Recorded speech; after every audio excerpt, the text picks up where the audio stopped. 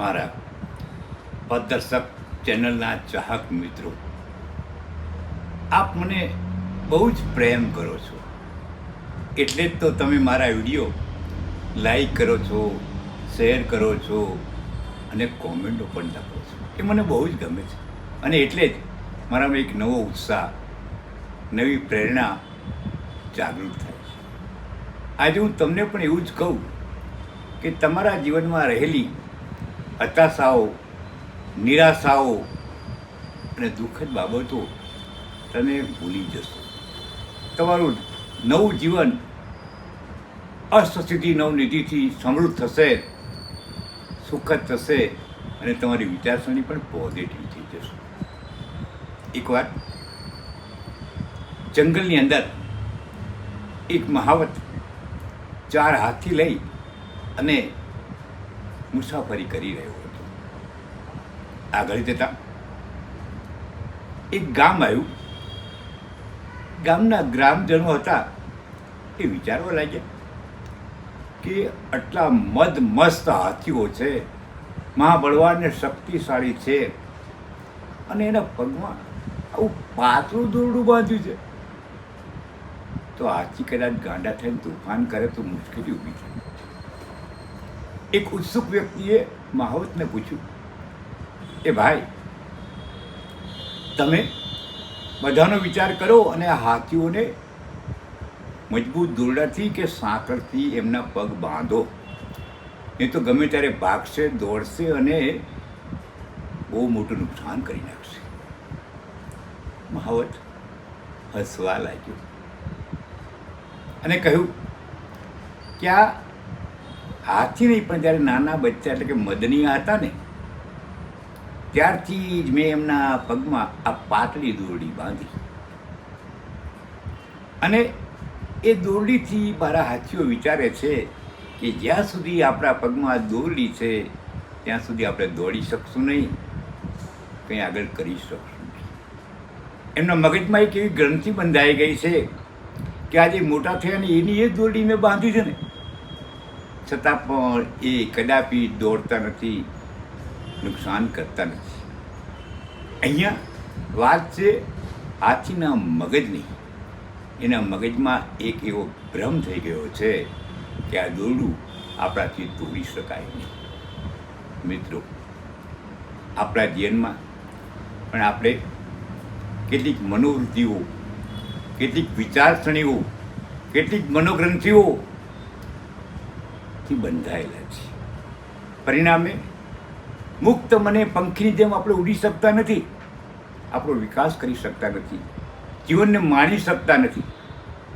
તો આ એક નાનકડી બોધકથા આપણને સમજાવે છે કે પેલા તો હાથી હતા. એવો જ એક બીજો દાખલો મારા મગજમાં આવે છે. એ આનાથી વિરુદ્ધ પ્રકારનો છે. એક પશુપાલક ખેડૂત મિત્ર હતો. એણે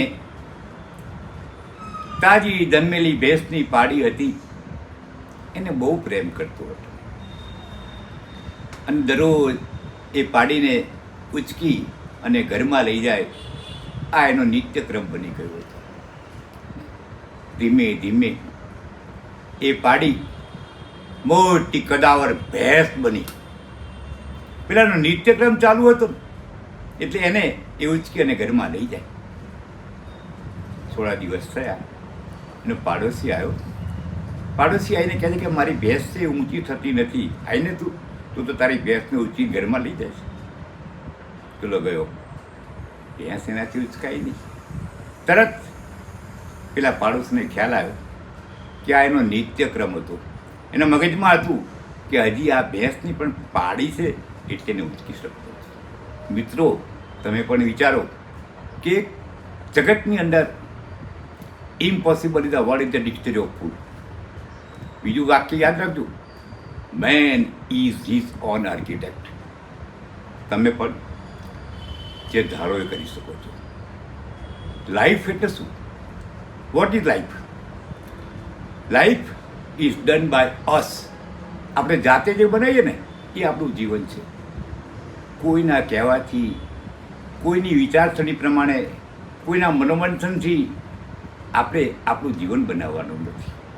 નહીં તો આપણામાં અને પેલા પ્રાણીમાં કંઈક ભેદ છે.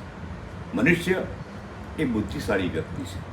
બુદ્ધિનો ઉપયોગ કરો, મન ખીલાવો, જાતે વિચારો, મારે આગળ વધવું છે તો મારે શું કરવું જોઈએ. મગજમાં રહેલા બધા જ નેગેટિવ વિચારોને દૂર કરો અને એક જ વાત યાદ રાખો કે હું બધું જ કરી શકું છું. અવશ્ય સફળતા મળશે, સમૃદ્ધિ તમારા કદમોમાં અડશે, સુખી થશો અને મસ્ત મજાનું મોજનું જીવન ભગવાને આપ્યું છે એને માણી શકશો. એના માટે આપણે કરવાનું શું છે? એક, કે આપણા મગજમાં રહેલા નેગેટિવ થિંકિંગ કે આ મારાથી ન થાય, આ બધું ભૂલી જવાનું છે અને પરિશ્રમ એ પારસમણી વિચારી અને આગળ વધો. સફળતા અવશ્ય મળશે. ઘણીવાર આપણે પુરુષાર્થ કરતા અચકાઈએ છીએ. આપણે વિચારીએ કે મારા ભાગ્યમાં નથી ને ભાગ્યમાં હશે તો મને મળવાનું છે, પણ પરિશ્રમ વગર, પુરુષાર્થ વગર ભાગ્ય સાથ આપતું નથી. મહેનત કરો, પરિશ્રમ કરો, આગળ વધો, સુખી થાઓ એ હું પ્રભુને અભ્યર્થના કરું છું. મિત્રો, આવા ને એવા સરસ મજાની વાતો સાંભળવા, જીવનને આગળ વધારવા, જીવનમાંથી નિરાશાને અને હતાશાને ખંખેરી નાખવા માટે મારા વિડીયો જોતા રહેજો. લાઈક કરજો, શેર કરજો, સબસ્ક્રાઈબ કરજો, તો અવશ્ય તમને સફળતા મળશે. હું પણ ભગવાનને પ્રાર્થના કરું કે મારા દરેક ચાહક મિત્રો સુખી થાય, સમૃદ્ધ થાય, અસિદ્ધિ અને નવનિધિના માલિક થાય. જય